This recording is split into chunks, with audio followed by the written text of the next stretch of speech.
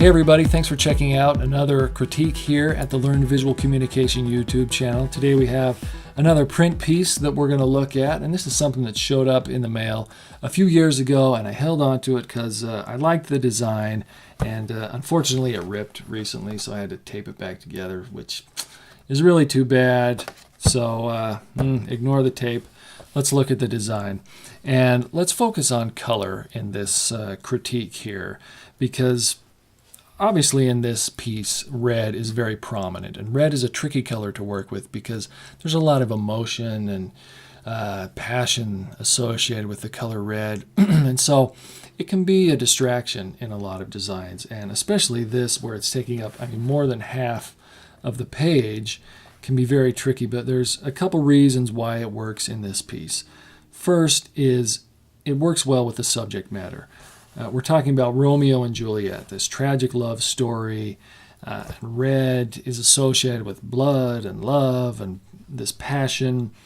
And so it's really a great choice to go with red because it's going to resonate with the story. You know, if people are familiar with Romeo and Juliet, using red will not be a distraction. It will actually enhance the message of the piece. And that's a big part of visual communication, is matching your content with the elements and the style pieces that you're using to to promote or to advertise whatever you're trying to get across. The other reason red works here is the way it's balanced out with the other colors, particularly this solid black base here at the bottom. We know that in design that colors and shapes have a weight. They have a visual weight, and our eyes are very good at noticing when things are out of balance. And here, black is such a heavy color that it provides a nice contrast with the very stark red at the top. The other thing that's going on here is the way that these two things complement each other. We can see on the bottom here we have black with red type. In the top here we have red with the black image outline. So those things just work really well together. We do have this other color here, which I think the piece would have been fine without it. But it works well because the color it complements red, and obviously for this design they wanted to promote another event here, and so it works well to provide the contrast there and not have it in the same color because it's not associated with any of these other elements, but it's something they wanted to promote as well.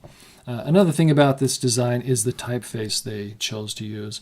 I think some designers might have been tempted to go with maybe an Old English script or something more ornate because it's this Shakespearean theme going on, and we might think symphony has to be very classical looking, but they have this clean sans serif typeface, and I think it's a good choice because it provides really a nice contrast from the image on the page. It allows the words to pop out because that's really what you want people to know. You want them to know what the production is. You want them to know when it's playing and how they can get tickets. So the typeface, I think, was a great choice. There's more we could talk about on this design, but we'll leave it at that. We'll see you next time.